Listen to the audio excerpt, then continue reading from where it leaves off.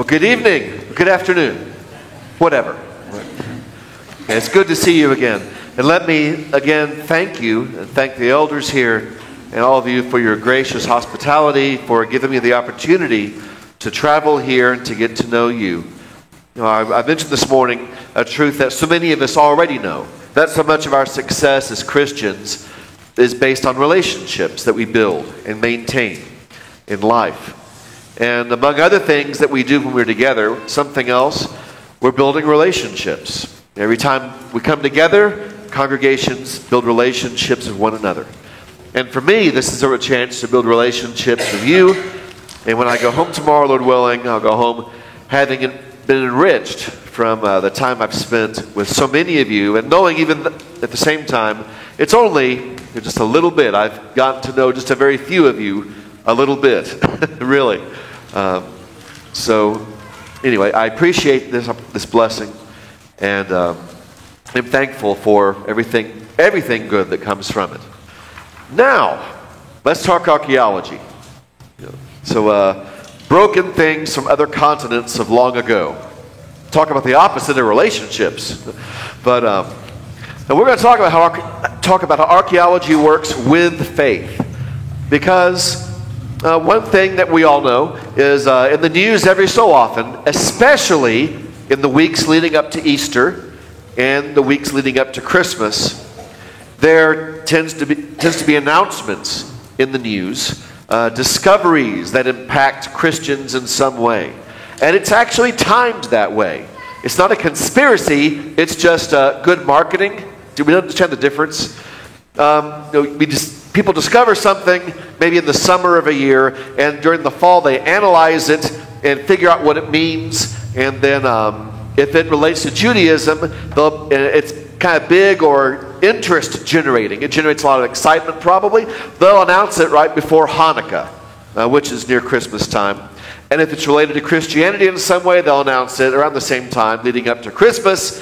And if it's relating to Jesus in some other way, they might wait until spring and a month before Easter, because people are talking about Easter or Jesus' death and resurrection. We know the date. It was right Passover. And so these things come out certain times a year, just because people know there will be more interest those times of year. And that's, archaeologists need to raise money for their work also. And so we need to understand the reality. Fundraising, it's a bad word, but for some, and yet it's necessary. And you need, some people rely on schools to fund their works, their projects, but a lot of people also rely on donations from interested individuals. And so money plays a role, and even in some bad ways. And fundraising for archaeology is good because you need that, but in bad ways. There's a lot of money in archaeology. If someone claims they found something incredible or sensational, they might get invited to speak, they might write a book, and people will buy it. They make a YouTube video and get enough views that they monetize it and they make money off YouTube, things like that. And so there's a temptation there among some unscrupulous types to make more of something than it should be made, or sometimes even to fabricate discoveries. And that happens regularly. We'll give a couple of examples tonight on that as well. But archaeology is something that we see working with faith, which is based on what we don't see. How do those work together? Some Christians have gotten a bad reputation for jumping on things too quickly, sensational claims, and then later on the claim turns out to not be what they claimed it was, and the Christians look bad. The believers look gullible, or that they'll just do anything to grasp onto the Bible. And that backfires, doesn't it? That doesn't help us at all. And some university student watches a video about something related to the Bible, using archaeology maybe in an apologetics or evidences context, and the person making the video isn't an archaeologist or trained in anything related. Their career is something else, but they have an interest in archaeology, and they put things out there, and it may not actually be what they say it is. They just don't know any better, because an archaeologist and some university student may latch on that and show their skeptical professor or their skeptical fellow students, this is why I believe in the Bible. And then someone who's majoring in the field says, but that's not actually accurate. So you're basing your faith on something that this video says, and that video is wrong. Maybe that university student's faith takes a hit. And so archaeology can be used wrongly and even dangerously for faith sometimes. Of course, it can be used in very positive ways as well. We'll talk about that a little bit this evening. Just as far as my credentials, several of you ask me what I do for a living. And that not just here, actually back home, even people I've kind of been acquainted with for years, once in a while say, so what do you do for a living? I'm a preacher. I preach in the church. I preached with the North Terrace Church of Christ in Tampa for the past 17 years. But I preached in Alabama and Chicago area and Kentucky before that. A lot of what I do in the past 15 years has involved archaeology. And sometimes people forget that I'm a preacher because they don't worship with me. But I'm a preacher, but I got into archaeology accidentally. I already had my degree in ancient and classical history. And it overlaps with the Bible. I figure ancient history, that helps me understand scriptures better. Maybe it will help my teaching, my own understanding. And out of the blue, back in 2008, the very end of 2008, I got an invitation to join a dig in Israel from someone I didn't actually know, but they just an email, saw something I'd written, and I talked to my wife, and I had no idea I would be invited for this. And she gave her blessing, and so I said, thank you, honey, and so I went to try it once. I mean, opportunity lands like that. How can I say no? And so I went to Israel for a dig, and then I kept going back. And this is a montage of at least one photo of each season I've been there for over the years. I missed 2018 for a couple reasons, and I've not been back since 2019.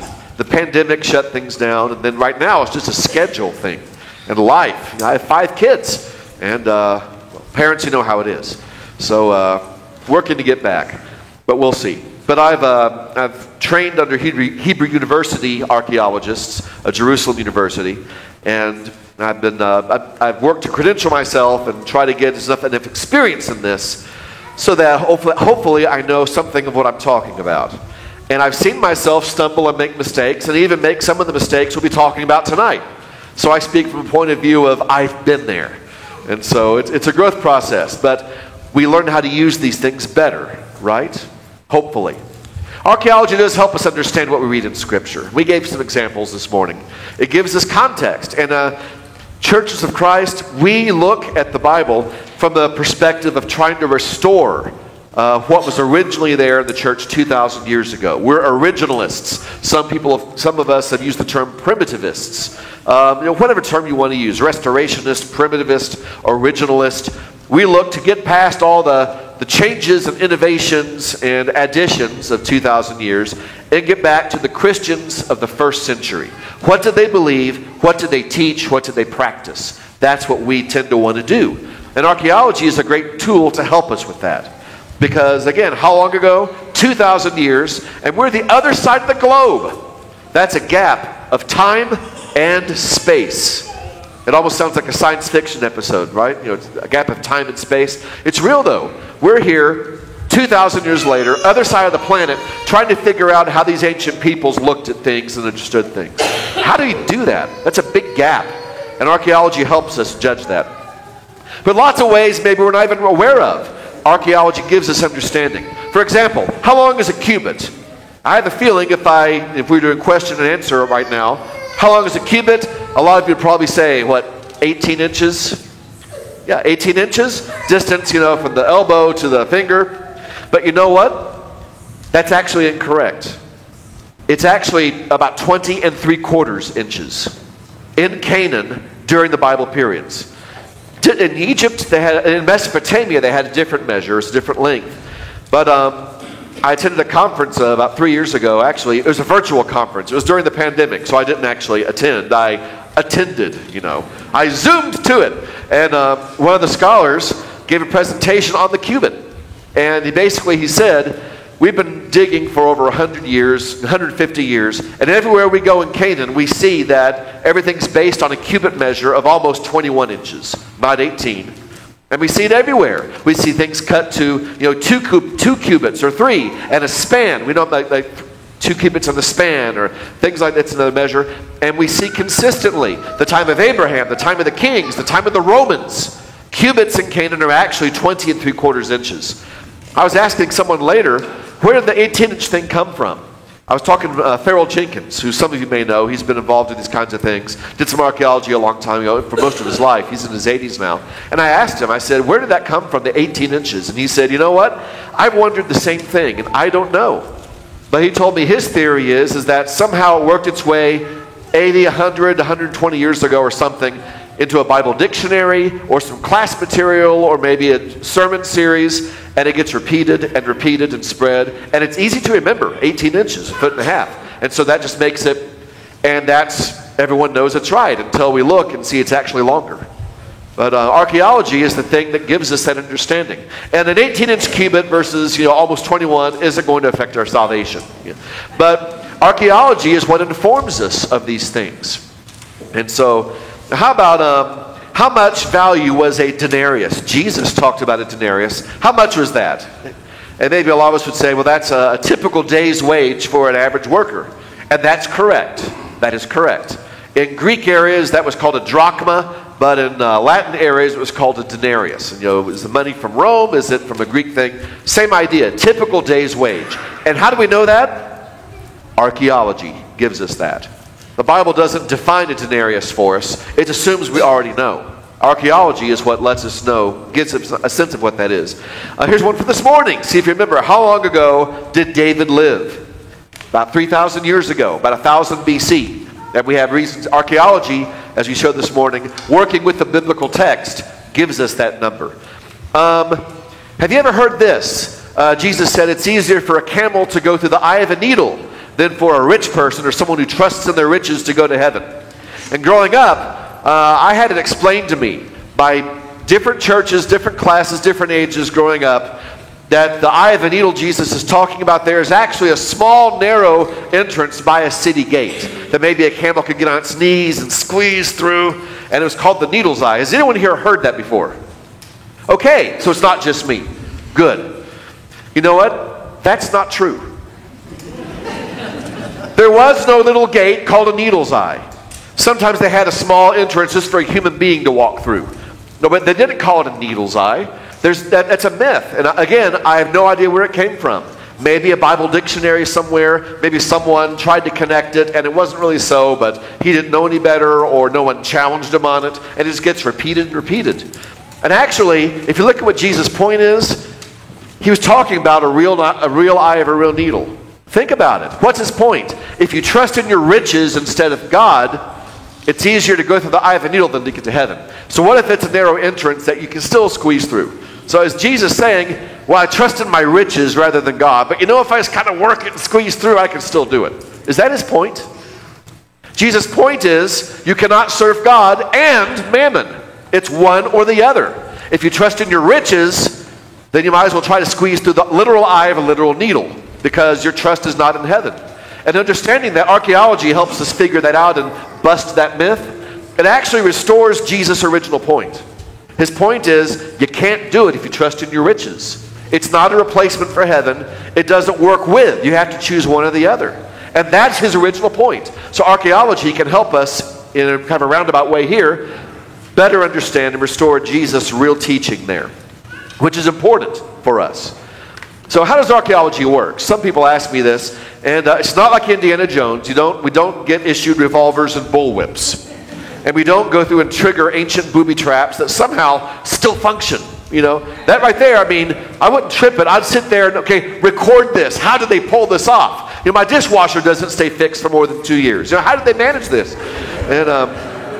And he goes through, and there's a wall of inscriptions. He ignores all that, doesn't record any of it, going for the one treasure. And he usually knocks down something else, destroys half the building, trying to get the one treasure. He's a horrible archaeologist, but he's fun to watch, though.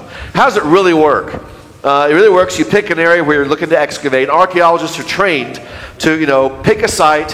What questions are you wanting to answer? And maybe the question is, who lived here and when? Or maybe we already know who lived there. Maybe you're looking for one level. Can we find, the palace? Or what gods did they worship? Or was it a fortified city with a wall around it? Or was it like a town with no defenses? Where'd they get their water? Find your questions, and then you dig to answer your questions. You pick an area, and you mark it off, and you work under shade nets, thankfully.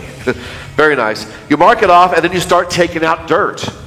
And you mark it these days into a square. And you put typically about 4 people in a square with 1 supervisor.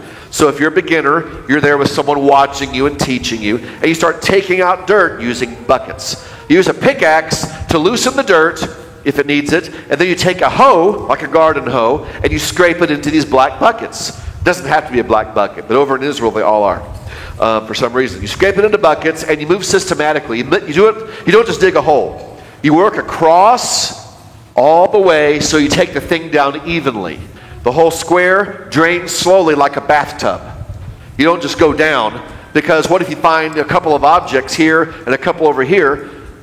Are they from the same time periods, or are they separated by like hundreds of years each one? So you go down level like a bathtub, so if you find something here and here, you know they coexisted and they are related to each other. If you find something here and then later over this side something maybe half a foot lower, they could be separated by 200 years in time. And it's important to know that when you're understanding what they are and what the history of that spot is. So you fill up your buckets and you dump them every so often, and you slowly go down and record everything you find. Here's a square I dug in 2016. It's on a slope. You can see the slope, so we had to level it out first. That rock back there appeared as we were leveling it out. Okay, let's keep an eye on that rock. And then we keep going, and the next day, we discovered over on the far side, the right, a flat stone appeared. Okay, and on the left side, you see some other little stones beginning to appear. Okay, so let's take it down some more. The next day, we found some more, and look, you see a line of stones going bottom to top. There's a saying in archaeology: find 1 stone, it's nothing. Find 2 stones together, it's a coincidence. You find 3 together, that's a wall. And so you see, going top to bottom, there are several together with a big one behind. So that's something man-made. And so we keep an eye and look to clarify this and see what emerges. Another day or two, and you see it more emerging. I even see a corner beginning to form on the left. And though you keep going, and then there's a square next to us. We have a thing in between to walk back and forth, just define a border. And we see that our little wall has a corner, and there's a wall extending into the next square. So we see how they're related to each other. It looks like definitely a building and definitely a corner. And so we're going to try to find, the date of this building and its function. And so after a few more days, look at what we have now. We see a pile of stones in front, and we see more of the foundation of this wall. And look over on the left, there's that round thing made out of mud bricks, like the Israelites used to make in Egypt. Make a brick out of mud, you bake it, and then it's very hard, and you can construct things with it. And there's a circular feature. And if you look around it very carefully, if the lighting permits, the soil looks a little darker around the curve of that mud brick circular thing. That's ash, fire residue. So, okay, what was going on here? And then a little more, we record everything, take pictures, and take the soil out, and that's our stopping point 2 weeks later. And so we found pottery and other things in there, animal bones, and so we use those things to help get the date. But it turns out this is part of a Canaanite temple from the time of the Judges, and it was destroyed in a massive fire. In fact, they've even figured out, they can identify where the fire started and how it spread. It started on the roof and it collapsed into a room full of olive oil and hay for animals. Whoosh! And the whole thing went up. In some areas where the heat was intense, the soil was like an orange-black color, still, from the intensity of the conflagration. And so that's interesting. We didn't find any idols there, so maybe they were looted by someone who destroyed the thing. Maybe someone else came by, and stole them after the fact, to melt down the metal for something else. We don't know, but we found enough other things. It was a temple used by the Canaanites. But here's the most important thing you do. After you dig and you find all your stuff and you record all your stuff, that's not the end. That's just the beginning. Most archaeology is done in the library. Reading, research. You compare what you find to what other people have found. And if they are the same, you can connect them and get the bigger picture. You have to analyze it and research it and figure out exactly what it was you found. And then the most important phase of all, publish it. You write articles, you write books, you tell everyone what you found, you show pictures of everything, you show how you did it, where you did it, the order, your methods, and you let everyone see and check you to make sure that your reasoning is solid, that you're making sense, and that your conclusions, see if people think that's actually what it is. That's very important. Because otherwise, any Yahoo could come along and say, I found this. This was Jesus' hairbrush. And okay, and some people might, oh, they found Jesus' hairbrush. So wonderful. It proves the Bible again. What? But don't say it doesn't happen. But this is where you sort out that stuff. And, test the spirits, we're told, to see if they're from God. What did the Bereans do in Acts that was so noble, more than Thessalonica?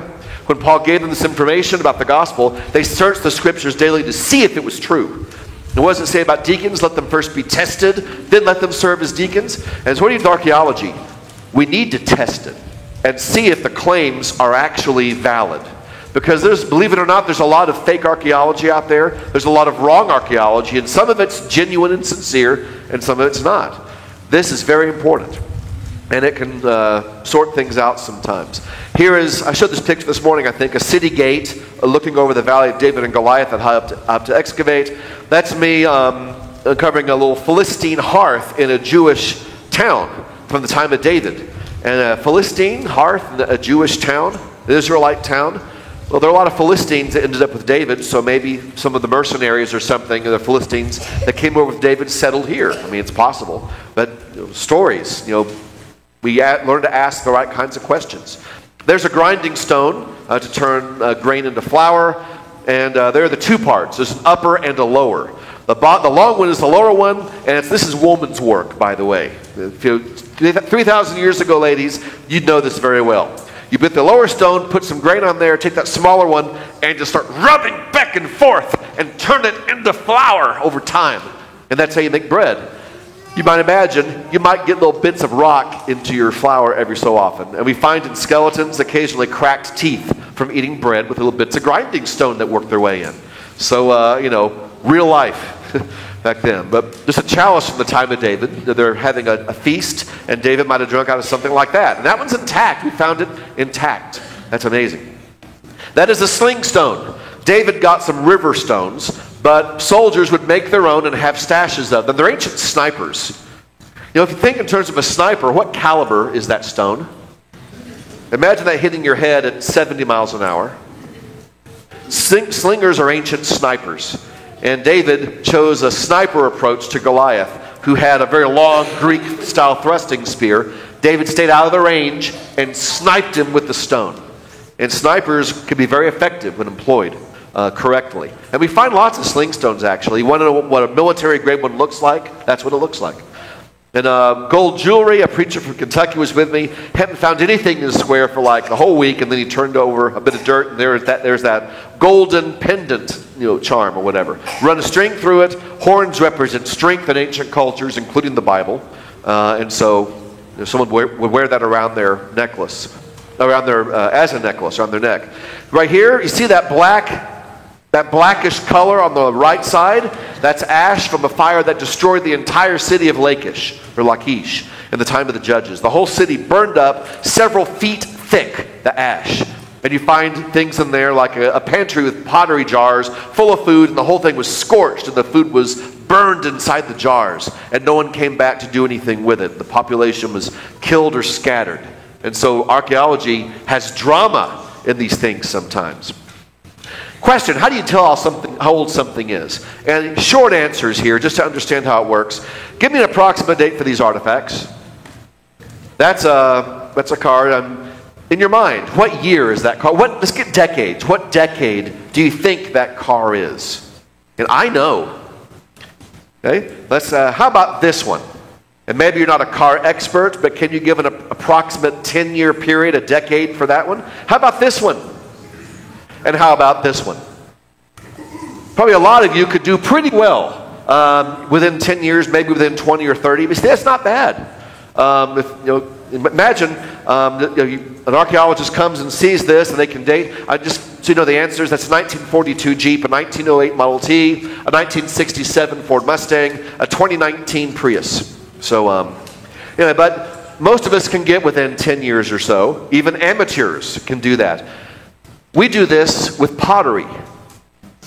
in size. We find pottery everywhere. It's people's Tupperware, people's dinnerware, people's cups, people's coffee mugs, people's storage containers. Pottery is everywhere, and pottery has fashion. Like cars. And someone who studied it can look at a piece of pottery, look at the style and the fashion, and place it within a couple hundred years. If you're looking at 2,000, 3,000, 4,000 years ago, 200 years, just in a few seconds looking at it, is not bad. Not a bad way to date things. How about fashion? What decade am I talking about? Parachute pants. 80s, yeah. Some of you probably had them, am I right? Yeah. The parachute, that's the 1980s. How about big collars and bell bottoms? The 70s. Yeah, see? You're dating yourselves. Yeah. But fashion can give us approximate dates. Pottery does the very same thing in archaeology. Pottery is like fashion. And if you study it, you can get a good idea very quickly. Here are some artifacts to date. Anyone know what that is? You don't have to embarrass yourself, I think. Well, we'll take it to an expert. Turns out it's a cannonball. Okay, so that's in the past, at some point, not current. And we're digging this room and we find this. What's that? Oh, and someone says, oh, I'm an expert, I've studied these things. That is a military cap for the Confederate States of America from the U.S. Civil War. Okay, so what time period so far are we looking at? 1860s probably in this room. And then we find a coin. And coins are great because they have pictures of rulers and the ruler when it was made. If we know the time period of that ruler, then we know the time that coin was made, and it can give us a good date. This one, of course, has a date on it. 1862. Is that consistent with the dating of the other objects? So what's the dating of this room still? Civil War, first half of the 1860s maybe. We have military things from the Civil War, a coin with that year. But then we dig a little more. We're going to stop. Let's do one more day. And we find an inscription. And it says this. What time period are we looking at now? That just changed everything. We know it's a museum. It's a museum. Turns out, if we hadn't found that inscription, we'd be dating this to the 1860s. But now we look at that inscription. This is after the 1860s. I see a 1930 something on there. So maybe this dates to 70 years after the Civil War, and it's a museum. That's one of the potential shortfalls of archaeology. What if you're digging a site and you don't find that one key that changes what you think you know? So we have to be humble with archaeology. We don't always find the final thing that helps us put it all together. Okay, but pottery.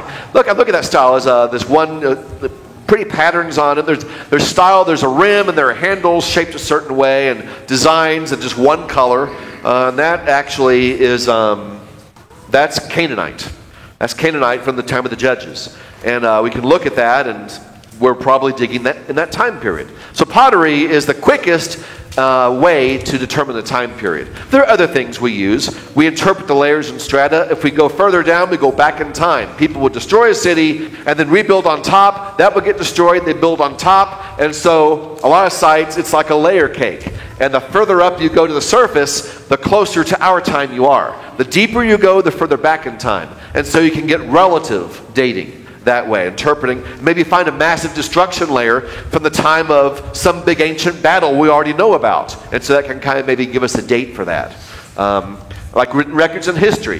The Romans destroyed this city. Here's a Roman period, and we find the destruction layer. Oh, that's probably the time of the Roman War. And so we can get a date for that level. And then other dates can come into play.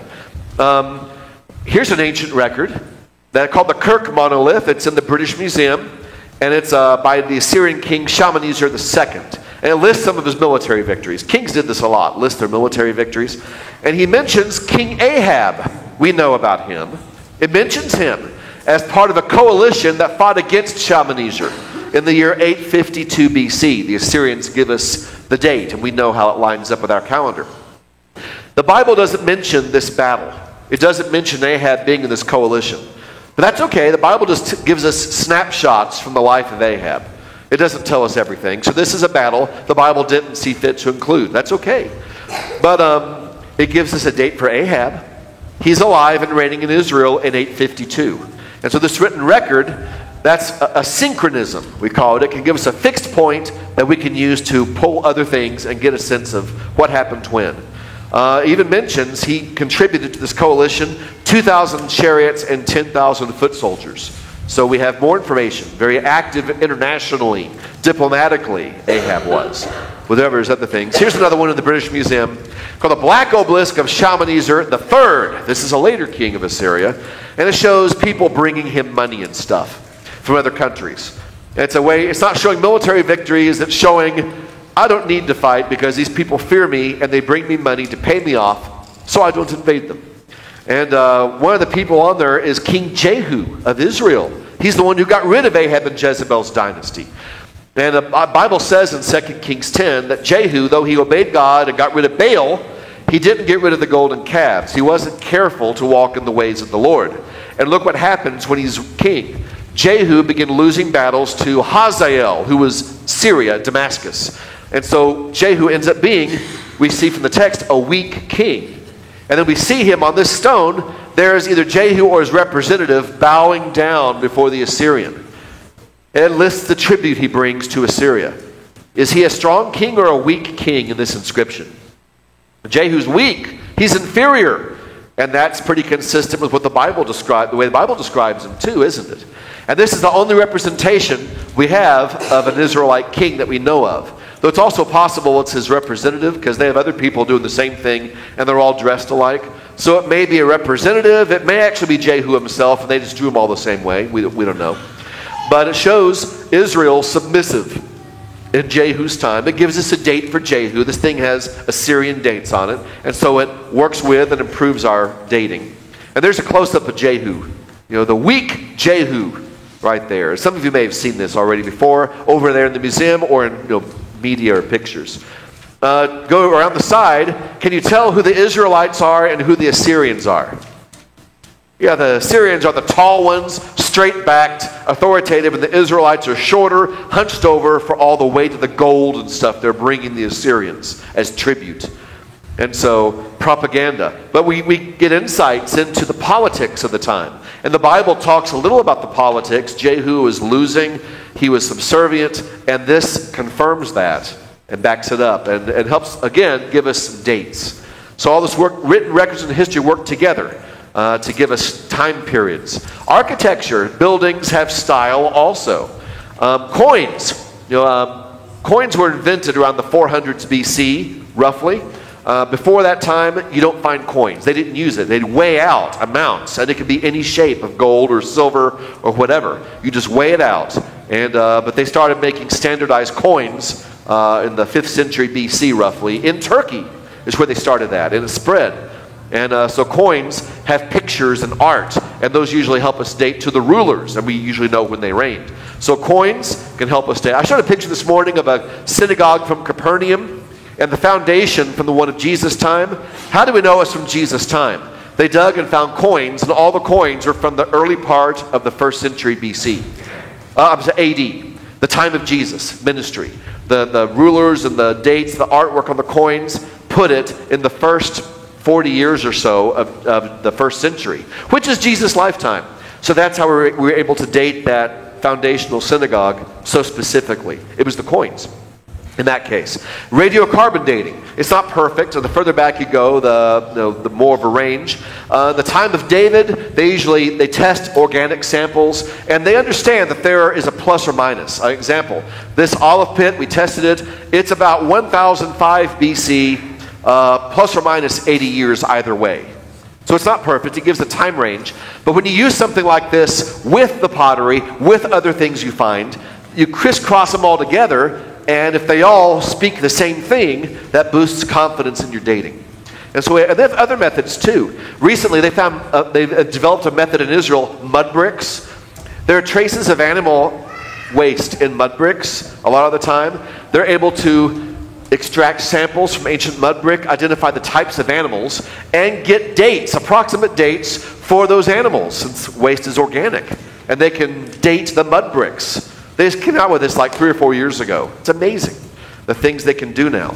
And you put all these things together. You don't use just one. You use as many as you can and get the best picture, the best corresponding information you have. New techniques as well. So with all that, that's how archaeology works in a nutshell. Short version, believe it or not.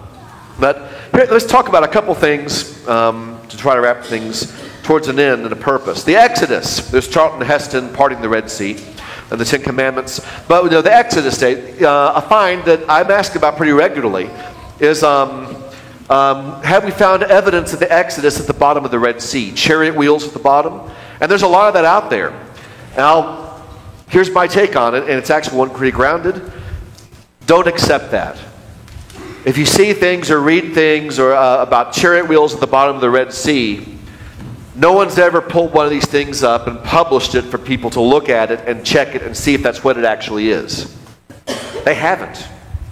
It's done for TV shows or videos, video series, but no one who's an archaeologist has ever gone down, pulled one of these up, and put it out there and said, here's what I found, here's what I think, check me on this. Let's see if this is real. They don't do that. No one's ever done it to date. And this could be anything, really. How do you know it's a chariot wheel from the Exodus? People have lived there and sailed there and ridden chariots there for thousands of years. And just look at a picture and identify the exact year and event. You can't do that. You need to pull it up and test it and see if it's actually so. And no one's ever done that. It's very popular in social media, in books, and video series, but that is not real. I believe the Exodus happened, but no one has demonstrated this is actually real. And the person who's done this, a guy named Ron Wyatt, has made a bunch of money, and he's also managed to find the Ark of the Covenant and Noah's Ark and a bunch of other things that no one else has been able to find. And yet he's found all of them. Should that be a red flag? Probably. And he's not an archaeologist either. And what are these? Are these chariot wheels? How do we know? We have to pull it up and look at it and compare it to things we found and test it and put it out there. Let people see it. And no one has ever done it. And so we can't accept that. And if we jump onto this, there's the risk that someone might pull it up someday and say, well, that's not true. You believers, you Christians, you just... And that's not necessarily true, but that's a reputation we might be getting. And Egyptian chariot wheels also are made of wood. There's some with gold or something on them. Those are just for ceremonies, chariots. They didn't take those into the field. The ceremonial wheels. You're not going to risk your gold out on some battlefield. You take your wooden war chariots, which are likely to decompose in water over time. And so, unless it's in an anaerobic environment, you're not going to have samples, very well preserved, probably. So, also beware photoshopped archaeology. No one has ever discovered a giant skeleton yet. I pulled these pictures off of Facebook. They're not real. They're photoshopped. Have any of you ever seen pictures like this? Some giant skeleton, there's a guy there just taking notes or something. It's photoshopped. It's fake. No one's ever found that. If they did and they could present it, what an incredible discovery, and yet we've never heard of it. We just see it on Facebook. That should tell us something. If someone found that for real, that's groundbreaking. That changes so much. But we haven't heard about that through regular channels because no one's ever found it. And that skull on the right, I've looked carefully, and that is exactly the same skull you see in this picture, just rotated with Photoshop. Look at the teeth. Look at that. Look at him there. Look at it there. Look at it there. Photoshop. Yeah. And no archaeologist would ever sit there and climb on ancient bones with tennis shoes. Don't believe that. It's photoshopped. We've not found any giant skeletons like that. We haven't found that. And so what someone else, this is not my term, archaeology, about Noah's Ark. And this is a picture of one proposed discovery. It's a feature near Mount Ararat, which has dimensions that are similar to Noah's Ark, and he claims it's like a petrified, and that's the Ark. People actually went out there and checked it out. It's a natural stone formation. It's not petrified wood or anything like that. It's not Noah's Ark. But about that, Noah's Ark is a popular thing, and there are a lot of people who claim to have found it or claim they're about to find it, including even some brethren maybe some of us may know. But to date, let's be aware of something. No one has ever come back from a Noah's Ark expedition with something we can test and demonstrate and put out there. One time they did that about 10 years ago. A Chinese group from Hong Kong did that, and it turned out to be wrong. This right here. A group from Hong Kong went over there, paid some local guides to take them up on Mount Ararat, and they found rooms with wood and very old wood, and they brought a camera crew with them, and they got samples. Turns out it was some old wood from something else that the Turkish guide had secretly arranged for people to put up there for tourists or people to discover later, and he got a bunch of money for it. It was a fraud. Not on the part of the Chinese, it was a fraud on the part of the local people who set this up. And they tested this one, and it turned out to not be true. And so there's a lot of money in it. But with Noah's Ark, here are a couple questions just to think about. First of all, what would we expect to find? The remains of a large wooden boat embedded on the side of a mountain or something? Where does the Bible say the ark came to rest? Is it Mount Ararat? No, it's correct. It's not Mount Ararat. Look at the text carefully. It says, in the mountains of Ararat. And Ararat is a Hebrew pronunciation of an ancient kingdom called Urartu. The consonants are the same, the vowels change. It's like, Texas or Tejas, Spanish or English. Pronunciation changes. The Hebrew pronunciation, Ararat, it was a kingdom called Urartu. And it stretched from eastern Turkey all the way across northern Iraq and northern Syria and Armenia and into northern Iran. And there's a mountain range that cuts through a lot of that, hundreds of miles long. The mountains of Urartu, the mountains of Ararat. The Bible says it came to rest in the mountains of this kingdom. Hundreds of miles of mountains. That's all the Bible gives us. What about Mount Ararat? If you look at a picture today of Mount Ararat, it's the tallest peak in that entire system, but it was never called Mount Ararat until just a few hundred years ago. That's not the ancient name for it. There are other ancient names, different cultures had different names, but no one called it Mount Ararat until just a few centuries ago. So, most people are looking in the wrong place. And ancient Assyrians had a flood story with some similarities to Noah's. With the biblical account, and they had the ark resting on a different mountain in that whole system down in northern Syria. And so right there, where do we even look? Ararat was actually Urartu, the mountains of this kingdom that stretched over several modern day countries. And the Bible gives us that. So we need to, when we look carefully, it helps shape what do we expect? Where do we expect? And Mount Ararat, that's a new name in the history of the world. The mountain we have now. And think about this also. Wherever the ark rested, after the flood, you're going to need wood. But wood, mature wood for lumber, is going to be scarce after the flood. So what do you do for your cooking fires, for your animal pens, to use for dwellings and houses? And you recycle the ark. You have all this great lumber right there. How long is it going to be before you're able to go out and start chopping trees and getting lumber? How much of the ark was recycled by the early humans after the flood? A lot of it, all of it, whatever was left deteriorated with time. These are questions that we need to think about. There may be nothing left of the ark to find. It may have been recycled. The ancients believed in recycling, but not with the green bins or anything.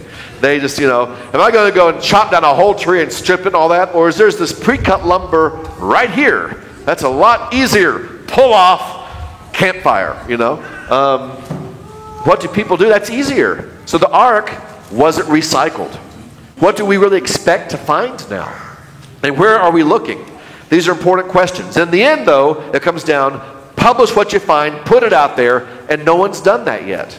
Until someone gives us something to test and to analyze and see if their conclusions are right, we can't embrace it. We can't.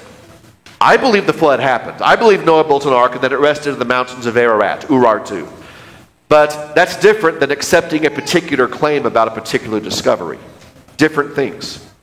So let's be careful about that. Big claims need real evidence. There's always a gap between what we have and what we find, and what we conclude, rather. If you've been to London, you've ridden the subway, have you ever heard the voice before you step on, mind the gap, the space between the platform and the train? Don't trip and fall and hurt yourself. We need to mind the gap in archaeology. You know what? The gap in archaeology is what we have physically and what we conclude from it. Different things. There's a gap there that we fill in with our own our judgment, assumptions, research. Sometimes the gap's very small. Sometimes it's very big. We need to mind the gap and not jump to conclusions that aren't warranted. Just because they seem to support the Bible doesn't mean it's actually real. Real versus fake, here's some questions. Is it something sensational that just confirms what we've always believed? Be careful. Because it's easy to jump onto things too quickly. I want to confirm what I already believe. And just jump on it. Mind the gap. Be careful. Does the person or organization who's discovering this thing, do they regularly discover huge sensational things? Most things we find are small and mundane. If it's always the same people finding incredible things, something doesn't sound right there. Why them and no one else every single time? Be careful. Is the person actually a trained archaeologist or a specialist in some related field?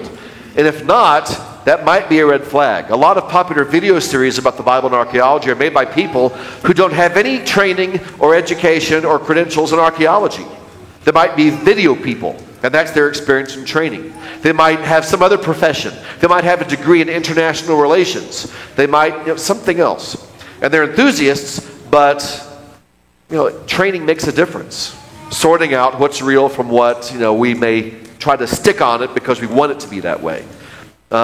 Video media, just be careful. Some video media is better than others, but media people are trained. When you make a video series, you decide your conclusion first, and then you edit it to get there.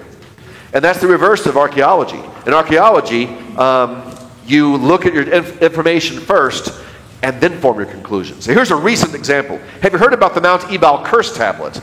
About a year and a half ago, an American group digging in Israel announced at a press conference here in Texas, down in the Houston area, I believe, the Lanier Theological Library, that they had found a little lead-folded tablet they said was from the time of Joshua, when he came into Canaan, and that you couldn't open it because it was brittle, but they had technology, which they actually do, to scan the interior and read it without opening it.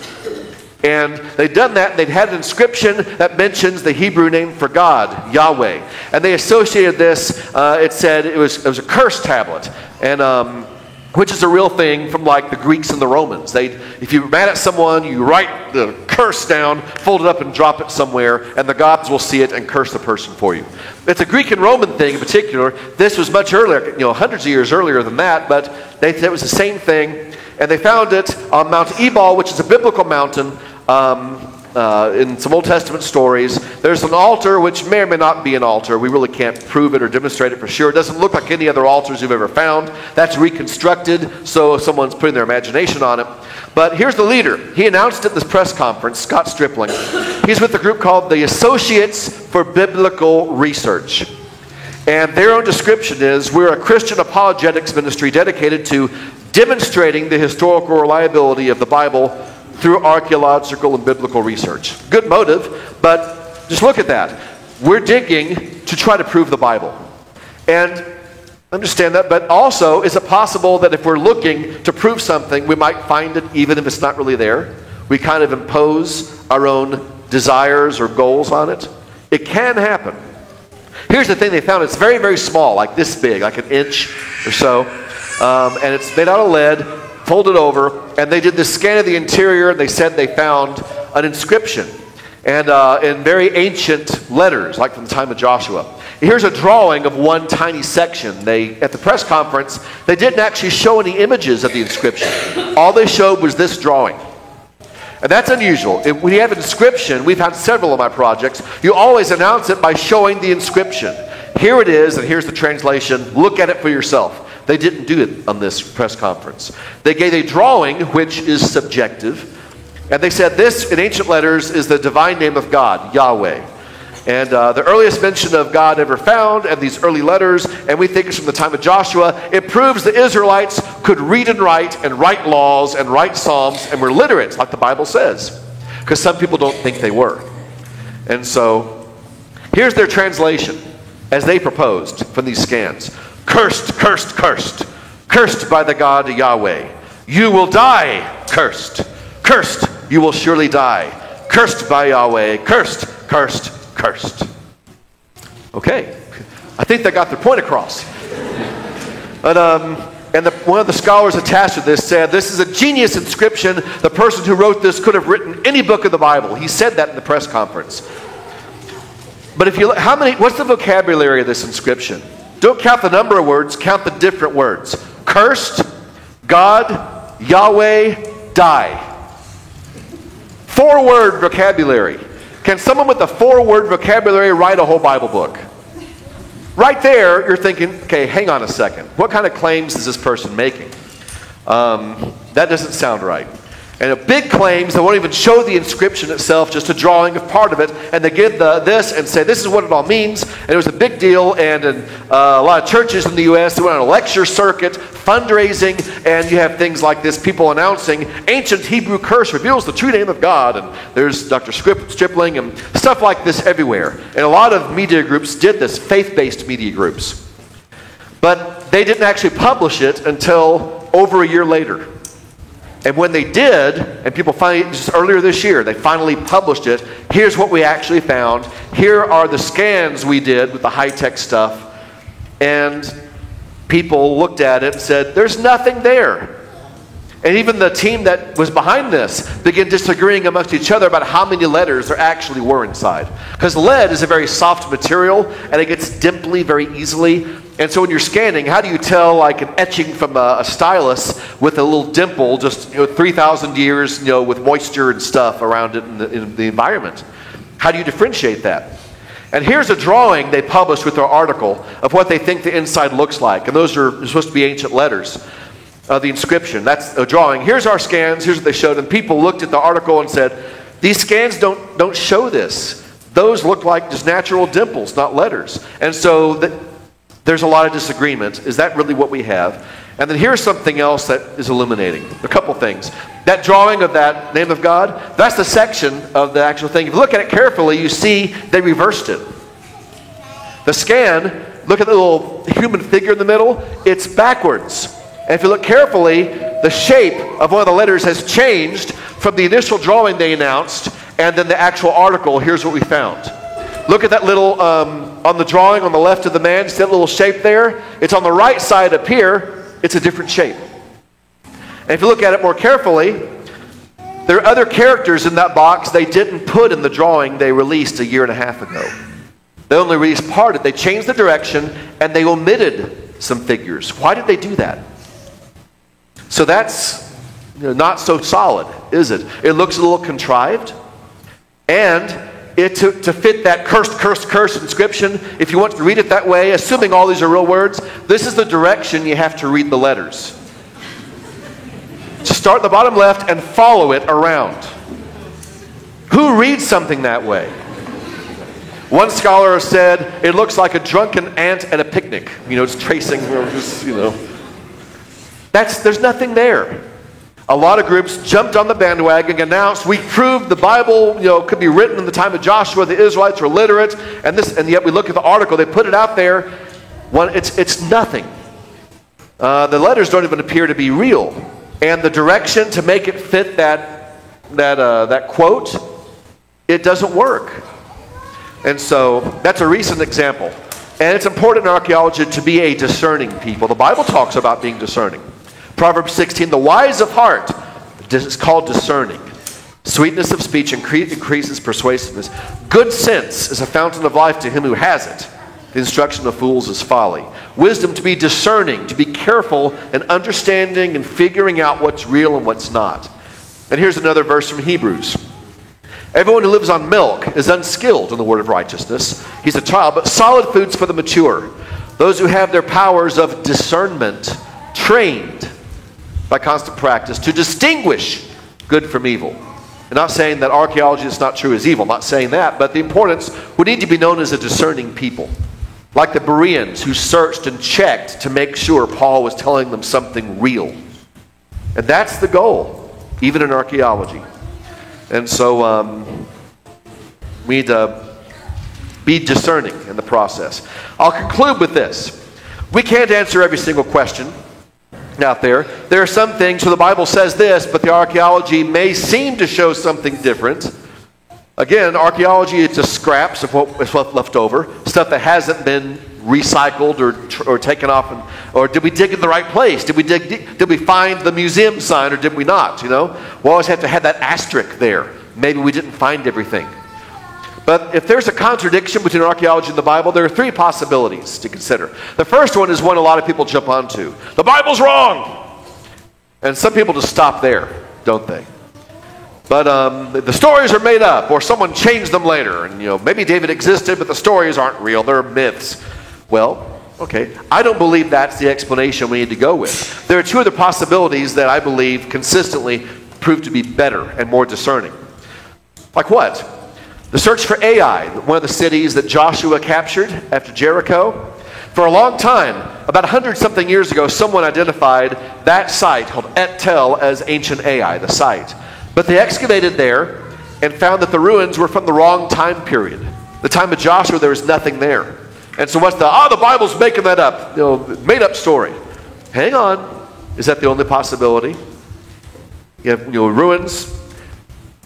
A few decades ago, another scholar proposed a different site just over the way and said, look, all the things the Bible describes about the area, the terrain, the topography, right over here, this site also has that. What if the first identification was mistaken and they're digging in the wrong place? They dug over here and they actually found remains of a destroyed city from the time of the conquest.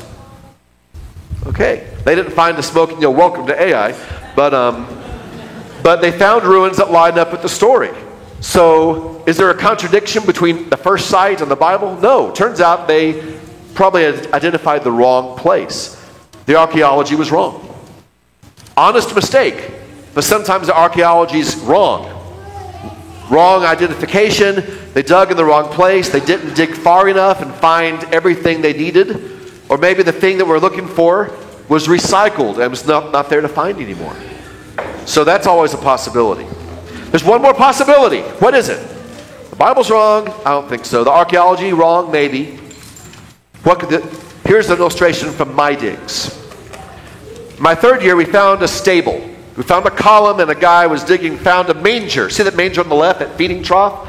He got excited. This is from David's time, and it's overlooking David and Goliath's battlefield, and it's a military base. We already know that. He's like, we found a stable. Well, really? Oh, that's fantastic. And we hadn't found all this yet, just part of it. But he got really excited because in 2 Samuel 8, it says David beat a Syrian king up north and brought enough chariot and hamstrung the horses, but brought enough of them back for 100 chariots. And then when Solomon's ruling a few decades later, he has chariot forces. They believe David pulled those 100 horses back, or 100 chariots worth, and began building an Israelite chariot force. Training, practicing, learning how to do chariots. And so maybe this was an early chariot base of David's. Wow. I remember sitting in the cafeteria that day at lunch talking, and the archaeologists were just soaring. Oh wow, we may have found evidence of David doing this. And here's one of the early chariot bases of Israel. Wow. And one of the other guys there, a staff guy named Joab, shaved head, looked the part. He said, bring it down, guys, bring it down. Let's dig some more. Turned out he was a wise man. We dug more, and guess what? Too small for horses. There's space in this thing for about 4 donkeys. It's a farmer's thing. And so, it's easy to get excited and jump on something and matches the Bible. Well, look more before you get excited. Bring it down, guys. Perfect size for about 3 or 4 donkeys. And so, we made that mistake. We are wrong sometimes. Sometimes we either interpret the archaeology incorrectly, or we may look at the Bible and interpret it incorrectly, or both. We need to acknowledge the human factor even in ourselves, not just as skeptics of the Bible. They can make mistakes. So can we. It's good to be humble and discerning. Well, I've gone a little long tonight, but here's the final slide. Don't believe everything we hear, even if they're believers. We need to see, in archaeology, you need to see it to believe it.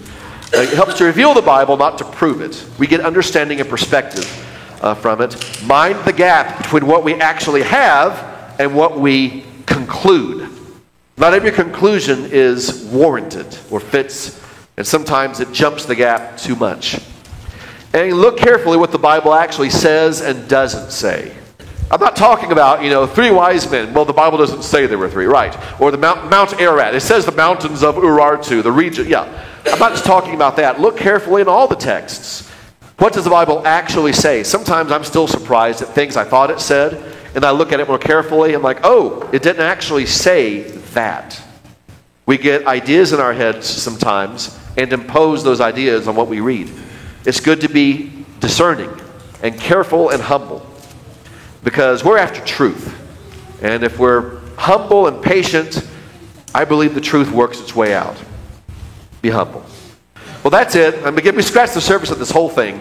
There's much more, but learning how to use archaeology and seeing some ways it lines up. I have a website if you want to look at it. This is, I run travel tours, but this time what this is.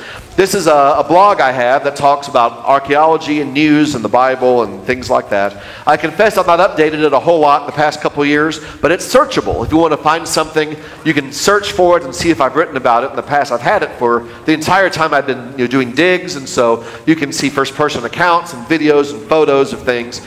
And you can contact me if you want to go on one of my trips sometime. But in terms of information, if you want to dig deeper, I keep saying I'm going to work on updating this more regularly, and maybe I actually will after I get this next 3 weeks or so. But with some things going on. But feel free to visit and poke around and send me questions. I'm happy to answer. Thank you for your graciousness tonight. I've gone long. And if it's judged to be good for some questions and answers later, that's fine. If not, that's also fine. But whether later here or afterwards in person, feel free to ask me any questions you like. Thank you for your grace. But through all this, let's remember, we're after the truth. And the archaeology we've looked at builds confidence in the Word of God. And as I said this morning, if something we've said has put something in your heart that helps you put your faith in God's Word in some new way, to trust the Word of God on what it says about the spiritual things. If we can trust what it says about the things that are visible, it gives us reasons to put faith in the things of which it speaks that are invisible. Eternal life, the mercy of our Lord and Savior, the grace that covers our sins and cleanses us. If you want to come into the Lord tonight and have Him have your sins washed away in baptism, let that be known right now while we stand and sing.